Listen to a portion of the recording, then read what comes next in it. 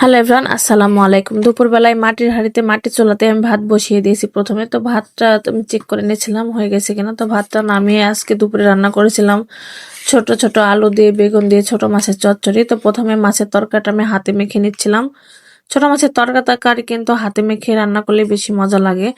তো পরিমাণ মতো পানি দিয়ে এখন আমি তরকারিটা চুলায় বসিয়ে দেব। আমার কাছে ইদানিং কেন জানি বড় মাছের থেকে ছোট মাছটাই বেশি ভালো লাগছে। আর আমি ছাদে কিছু টমেটো গাছ লাগাইছিলাম, তো টমেটো গাছে কিছু টমেটো ধরে এত সুন্দরভাবে টমেটোগুলো পেকে রয়েছে, একদম লাল লাল হয়ে আছে আর কি।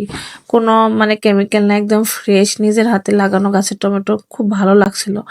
তো টমেটোগুলো যে আমি কেটে নিচ্ছিলাম সালাদ করবো এই জন্য। আর টমেটো সালাদ খেতে আমার খুব বেশি ভালো লাগে। এর মধ্যে আমার তরকারিটা প্রায় হয়ে এসছে। তো তরকারিটা এখন আমি নামিয়ে নেব। আজকে বাসায় ধনেপাতা ছিল না, এর জন্য তরকারিতে ধনেপাতা দেওয়া হয়নি। ছোট মাছের তরকারি কিন্তু ধনেপাতা দিলে বেশ ভালো লাগে। তো তাছাড়াও তরকারিটা ভালোই লাগছিল ধনেপাতা ছাড়াও।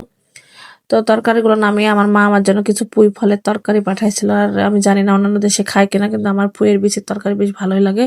তো এই তো আমাদের সাধারণ দুপুরের রান্না বান্না খাবার দাবার। আপনাদের কাছে ভিডিওটি কেমন লাগলো জানাবেন।